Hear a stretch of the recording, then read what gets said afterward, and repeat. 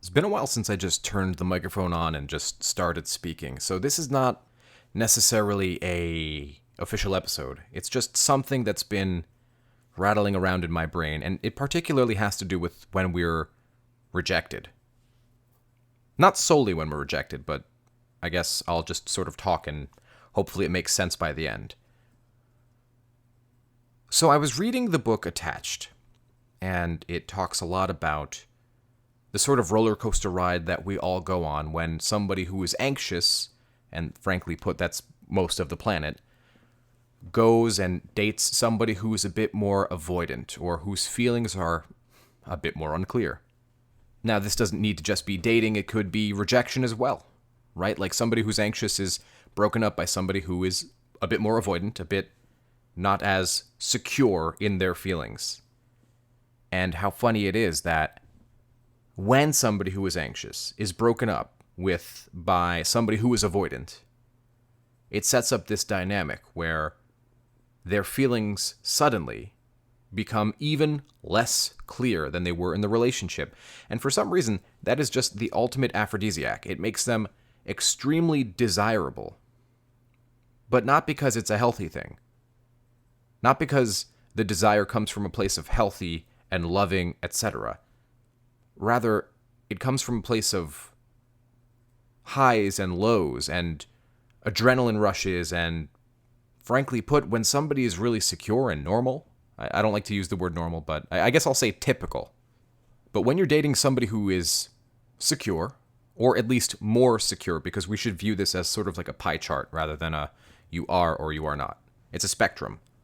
But when you're dating somebody who's secure, it's almost seen as boring. You might think, well, why? I would have a good, happy, healthy life with that person. That person won't leave me. I don't need to worry about where I stand with this person. This person will take care of me. This person will provide a consistent source of love and support and affection and attention, etc. So why is it that we always go for the other person?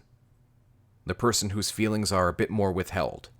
The person whose affection we cannot readily have. And it's sort of a sick reason. The answer is kind of sick. It's we want what we can't have, but it's the roller coaster ride. You know, the highs and the lows, the up and the down, the adrenaline and the lack of adrenaline, or oxytocin, or vasopressin, or whatever hormone you want to talk about. But what it ultimately comes down to is that so many of us chase the person who doesn't want us, myself included, because the highs and the lows, the ups and the downs. You feel really, really good when they give you the attention, and you feel pretty low when you don't get the attention. And so when there comes a stable partner who is good for us, who would care for us, who would really be someone we can count on, be the rock that I can have a happy, healthy marriage with children and a stable financial future, all of those different things, that person is looked at as less desirable. Because we always think of this from a standpoint of not our brains, but our hearts.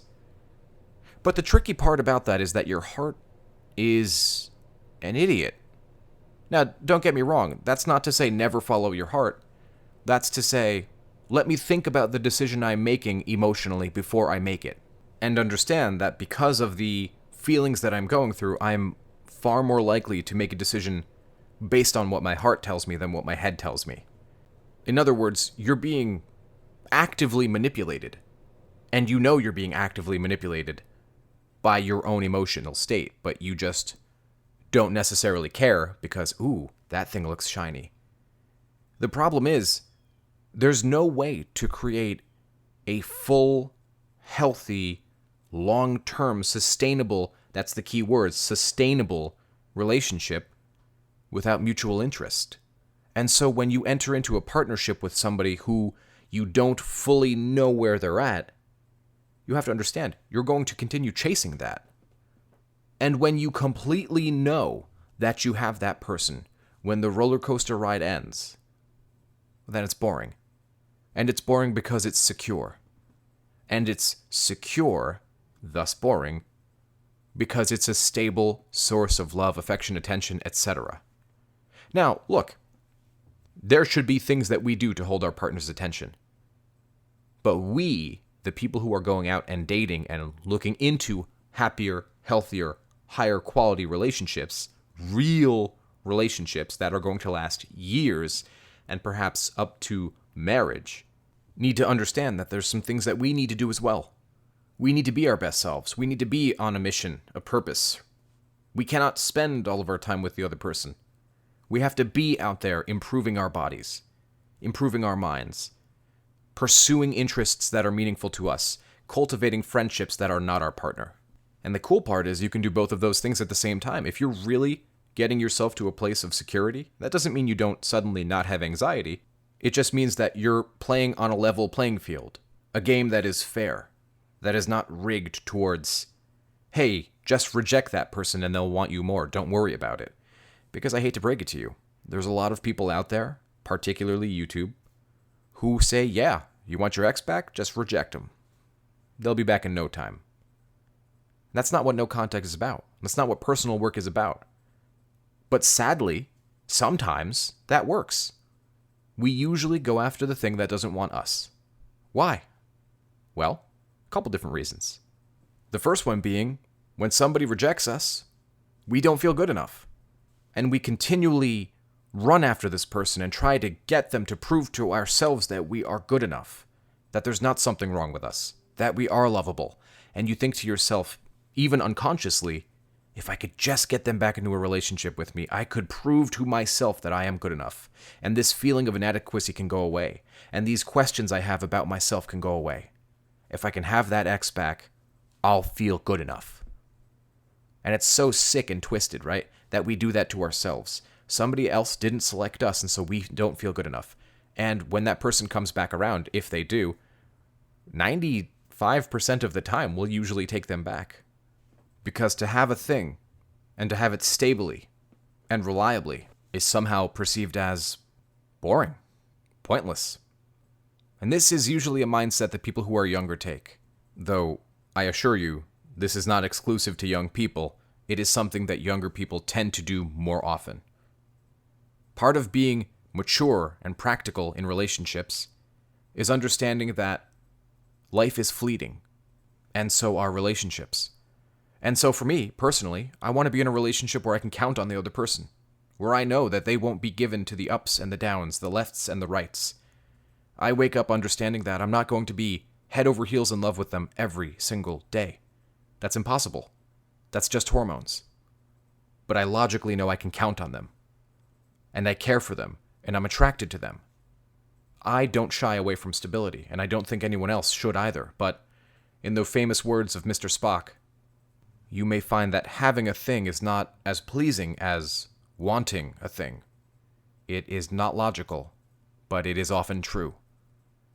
And I think that wonderfully sums up relationships today. And I've been thinking about it a lot lately, both from personal experience and just from life in general and from coaching. Because I hear of situations all the time where, I don't get it, Rory.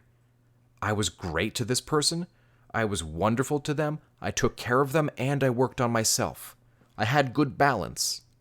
But they still chased someone else. What did I do wrong? And the answer I'll usually come up with is, you were too stable.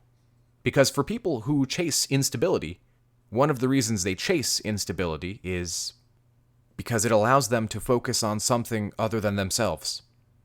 If I can just get that relationship back, if I can just get that person back in my life and we'll have a great relationship, except the reality is that you were just chasing something you couldn't have.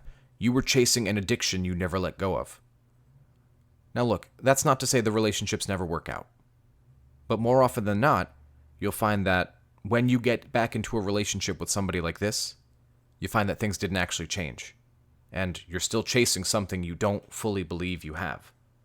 This is why it's so often wondered, why do we like people more if their feelings are unclear? And why do we like people less when we know we can have them? It's simply because we're still chasing our own self-worth. That's really all this is.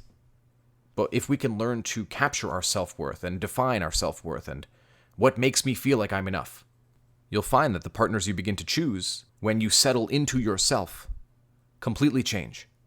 You stop chasing the thrill of an addiction.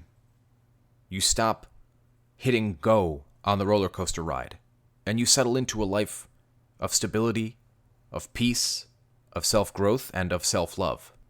Somewhere along the line, we became addicted to how love makes us feel about ourselves instead of how love makes us feel together.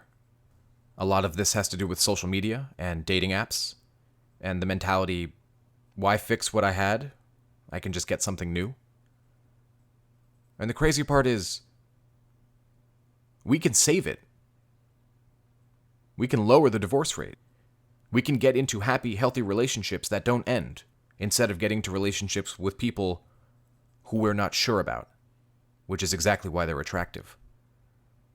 But I challenge anybody here to tell me, what's healthy about that dynamic? Instead of chasing the ones that reject us, what if we helped the ones that want us understand how we like to be attracted? That's the crazy thing. This can all be saved with a little self-awareness and personal work. That's the crazy part. We can all save this thing.